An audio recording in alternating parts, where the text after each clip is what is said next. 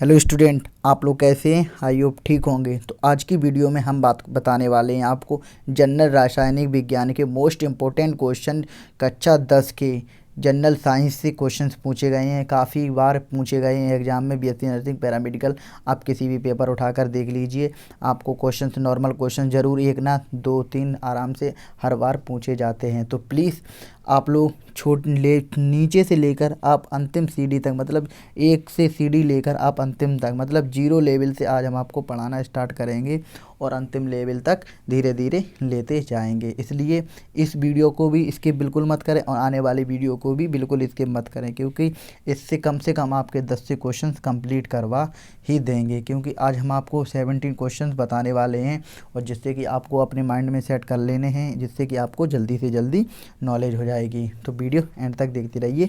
Video आज का बहुत इंपॉर्टेंट होने वाला है। जैसा कि my name is Kishan Kumar और आप देख रहे हैं कृष्णा टाबा यूट्यूब चैनल। इस चैनल पर नए चैनल को सब्सक्राइब नहीं किया तो प्लीज़ रेड आइकन को दबाकर चैनल को सब्सक्राइब करें, जिससे कि आने वाली एडमिशन से रिलेटेड जानकारी और क्वेश्चंस और लाइव क्लासेस और भी इम्पोर्टेंट जानकारी आप तक सबसे पहले पहुँचे। वीडियो अच्छा लगा हो तो लाइक करें और कोई भी डाउट क्लियर करना हो तो कमेंट करें और अपने दोस्तों के साथ शेयर करें। तो आज का वीडियो स्टार्ट करते हैं। तो सबसे पहले क्वेश्चंस पूछ रहा है इसमें, सबसे पहले क्वेश्चंस इसमें इस प्रकार पूछ रहा है कि इनमें से, मतलब 4 ऑप्शन यहाँ पर दे रखे हैं आप लोगों के सामने, इनमें से कौन सी क्रिया रासायनिक अभिक्रिया नहीं है? भोजन का पचना रासायनिक अभिक्रिया है, लोहे का जंग लगना ये रासायनिक अभिक्रिया है, और ये लोहे का जंग लगना, ये ऑक्सीकरण के कारण जंग लगता है। दही का लैक्टिक अम्ल, ये भी रासायनिक अभिक्रिया। लेकिन बर्फ़ का पिघलना ये रासायनिक अभिक्रिया नहीं है। तो इसका ऑप्शन क्या होगा? राइट ऑप्शन होगा डी ऑप्शन, बिल्कुल सही हो जाएगा। यानी डी ऑप्शन, बर्फ़ का पिघलना रासायनिक अभिक्रिया नहीं है। अब चलते हैं क्वेश्चन नंबर नेक्स्ट। रासायनिक अभिक्रिया में निम्न में से कौन सा परिवर्तन होता है? रासायनिक अभिक्रियाओं में निम्न में से कौन सा परिवर्तन होता है? रंग में परिवर्तन, तापमान में परिवर्तन मतलब टेम्परेचर में परिवर्तन, या फिर अवस्था में परिवर्तन, या फिर ऑल ऑफ मतलब उपयुक्त सभी, मतलब इस प्रकार यहाँ पर उपयुक्त सभी। तो हम आप लोगों को इसमें ट्रिक एक बता दें, अगर क्वेश्चन में अगर ये पूछा जाए उपयुक्त सभी, तो मोस्टली क्वेश्चंस यही सही होता है। तो इसका भी ऑप्शन यही वाला सही है। तो जो रासायनिक अभिक्रियाओं में निम्न में से कौन सा परिवर्तन नहीं होता है? उपयुक्त सभी, इसमें से सारे परिवर्तन होते हैं, परिवर्तन होता है, इसमें से सारे परिवर्तन होते हैं। अब क्वेश्चन नंबर नेक्स्ट की तरफ चलते हैं। C, carbon plus oxygen plus carbon dioxide अभिक्रिया में कार्बन का डॉट डॉट हो रहा है। कार्बन का क्या हो रहा है? अपचयन, उपचयन, रोडेक्स, या फिर इनमें से कोई नहीं। तो आप लोगों को मोस्टली पता होना चाहिए कि कार्बन और ऑक्सीजन में कार्बन का क्या हो रहा है? वो हो रहा है अपचयन, मतलब उपचयन हो रहा है, उपचयन, अलग अलग उपचयन हो रहा है। तो इसका राइट ऑप्शन होगा वो होगा सेकंड ऑप्शन, बिल्कुल सही हो जाएगा। अब चलते हैं क्वेश्चन नंबर नेक्स्ट की तरफ। ये किसका सूत्र है? आप लोगों को मैंने कल बताया था, आप लोग जल्दी कमेंट करके मुझे बताएं। C6H12O6 प्लस ए CCO2 प्लस CO2 अभिक्रिया कौन सी रासायनिक अभिक्रिया का उदाहरण है? मतलब इस प्रकार की अभिक्रिया दे रखी है और इसमें से कौन सी अभिक्रिया का रासायनिक अभिक्रिया का उदाहरण है? संयोजन अभिक्रिया, वियोजन अभिक्रिया, विस्थापन अभिक्रिया, या फिर उपयुक्त सभी। तो हम आपको बता दें इसका राइट ऑप्शन क्या होगा। तो इसका राइट ऑप्शन होगा यह एक सहसंयोजन अभिक्रिया है। यह एक सॉरी ये क्वेश्चन नंबर है 4 क्वेश्चन नंबर। तो इसका राइट ऑप्शन होगा यह एक है वियोजन अभिक्रिया, यानी सेकंड ऑप्शन बिल्कुल सही हो जाएगा, सेकंड ऑप्शन। अब चलते हैं क्वेश्चन नंबर नेक्स्ट की तरफ। जल का विद्युत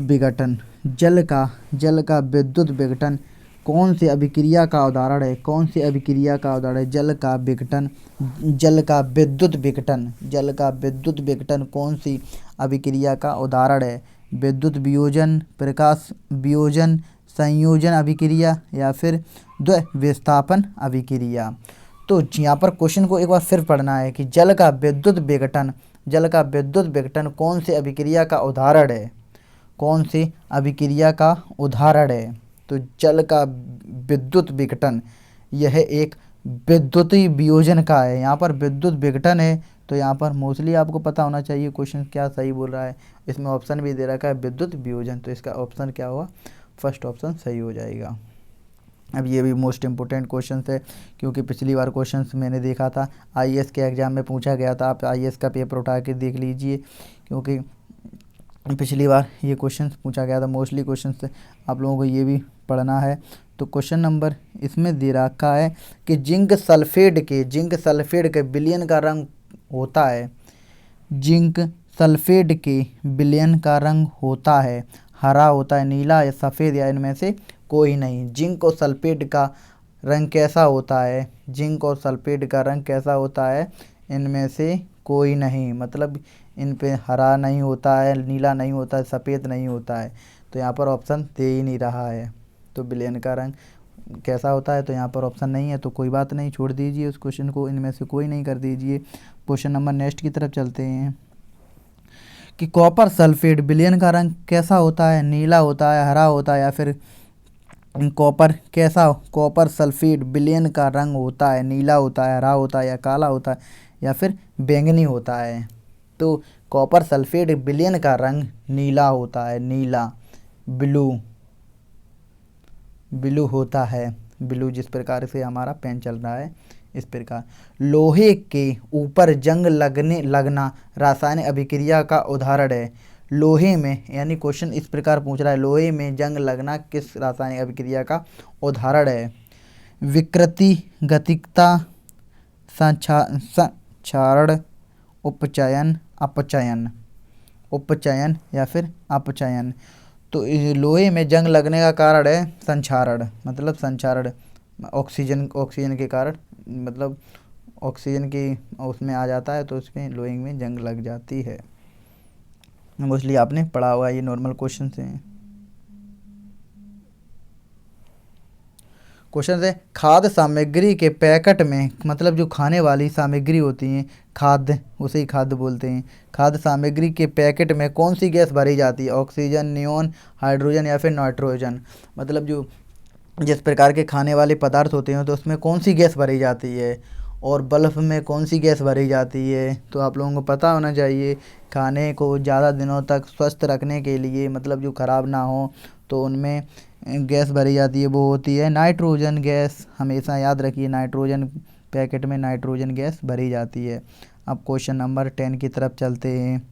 विकृत गतित से भोजन को बचाने के लिए उसे रखा जाता है वायुरोधी बर्तन में, रेफ्रिजरेटर में, मतलब फ्रीजर में, या फिर प्रकाश रहित स्थान पर, या फिर उपयुक्त सभी। मतलब विकृत गद्धता से भोजन को बचाने के लिए उसमें कहाँ रखा जाता है? तो आप लोगों को पता होना चाहिए कहाँ रखा जाता है। तो वो रखा जाता है उपयुक्त सभी। आप कभी कभार अपने फ्रीजर में भी रख देते हैं, प्रकाश रहित स्थान पर भी रख देते हैं, मतलब जहाँ प्रकाश पड़ता है वहाँ पर भी रख देते हैं, और वायु में भी रख देते हैं, जिससे खाना हमारा स्वस्थ रहता है, मतलब ख़राब नहीं होता है। बंद करके रख दोगे तो ख़राब हो जाएगा। क्वेश्चन नंबर 11 की तरफ चलते हैं। वह अभिक्रिया जिसमें ऊष्मा निम्युक्त होती है, ऊष्मा शोषी अभिक्रिया, ऊष्माक्षेपी अभिक्रिया, विस्थापन अभिक्रिया या फिर संयोजन अभिक्रिया।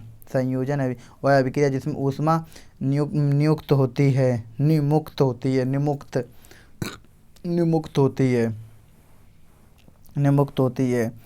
तो वो कौन सी है निमुक्त कौन सी होती है? वो है ऊष्माक्षेपी अभिक्रिया। राइट ऑप्शन है second. Question number 12। Magnesium ribbon पर जमी परत होती है। मैग्नीशियम रिबन पर जमी परत होती है। ऑक्साइड, हाइड्रोजन कार्बोनेट और सल्फाइड।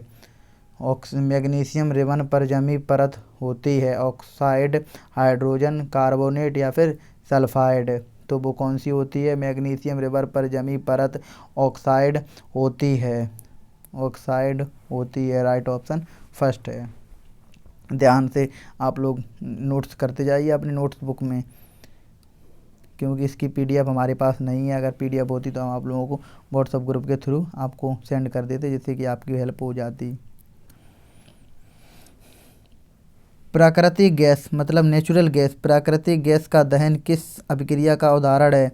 ऊष्माक्षेपी अभिक्रिया, ऊष्मा शोषण अभिक्रिया, अपचायन, उपचायन। तो प्रकार जो नेचुरल गैस है, नेचुरल गैस का दहन किस अभिक्रिया का उदाहरण है? नेचुरल गैस किस अभिक्रिया का उदाहरण है? ऊष्मा शोषी अभिक्रिया का उदाहरण है।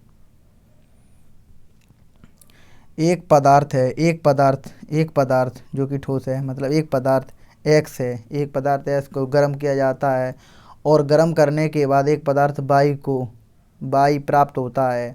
तो जो सफ़ेद में काम आता है, तो एक्स और वाई क्या होंगे? चूना और पत्थर, चूना पत्थर रेत, कॉपर सल्फाइड और कॉपर, या फिर इनमें से कोई नहीं। तो एक्स है, तो एक्स और वाई क्या होंगे? चूना पत्थर और यही होंगे, चूना पत्थर और चूना। तो राइट ऑप्शन क्या है? फर्स्ट ऑप्शन बिल्कुल सही हो जाएगा। अगर समझ में ना आए तो मुझे बता दें, हम आपको अच्छे से और समझाने लगेंगे। लोहे की कील को कॉपर सल्फेट के विलयन में 1 घंटे तक रखने पर उसका रंग कैसा हो जाएगा? मतलब लोहे की कील है, लोहे की कील, उसे कॉपर सल्फेट के विलयन में रख दिया जाए 1 घंटे तक, तो उसका रंग कैसा हो जाएगा? हरा हो जाएगा, नीला, या फिर कोई परिवर्तन नहीं होगा, या फिर भूरा कलर का हो जाएगा। हम आपको बता दें, तो जो अगर कॉपर में रख देंगे तो इसका कलर है वो हमेशा सफ़ेद पड़ जाएगा, वाइट पूरा हो जाएगा, भूरे कलर का। तो इसका राइट ऑप्शन क्या है? तो इसका राइट ऑप्शन है वो है डी ऑप्शन, बिल्कुल सही है। चलते हैं क्वेश्चन नंबर नेक्स्ट की तरफ, कि कॉपर के पाउडर को गर्म करने पर इसमें ऊपरी परत का रंग हो जाता है पीला, नीला, काला या फिर हरा। पीला, नीला, काला या फिर हरा। कॉपर के पाउडर को गर्म करने पर उसकी हल्की परत का रंग काला हो जाता है, काला यानी ब्लैक। कॉपर की मतलब कॉपर आप समझ सकते हैं, कॉपर रेड कलर का होता है, हर कलर का, वाइट कलर का भी होता है। तो उसे गर्म करने पर वह काला पड़ जाता है। तो इसमें से मतलब नेक्स्ट क्वेश्चन है 17 लास्ट क्वेश्चन है, कि इनमें से कौन सी विधि धातुओं को संरचनात्मक से बचाती है? संरक्षण से बचाती है। मिश्र धातु बनना, तेल और ग्रीस लगाना, पेंट करना, उपयुक्त सभी। इनमें से कौन सी विद्युत धातुओं को संरचना से बचाती है? तो मिश्रित धातु बनना, तेल और ग्रीस लगाना, पेंट करना, या फिर उपयुक्त सभी। तो उपयुक्त सभी ऑप्शन सही है, डी ऑप्शन मोस्टली यही सही है। तो आज के लिए सिर्फ आप लोगों को 17 क्वेश्चन कैसे लगे, अगर अच्छे लगे तो लाइक करें वीडियो को, जिससे कि हमें पता लगे, तो हम आपके लिए और इच्छुक हूँ वीडियो आने वाले समय में आपके लिए और वीडियो बनाऊँ। तो आज के लिए आपको अच्छा लगा होगा, वीडियो अच्छा लगा हो तो लाइक करें, कमेंट करें, अपने दोस्तों के साथ शेयर करें। तो thanks for watching, please subscribe my YouTube channel. Thank you.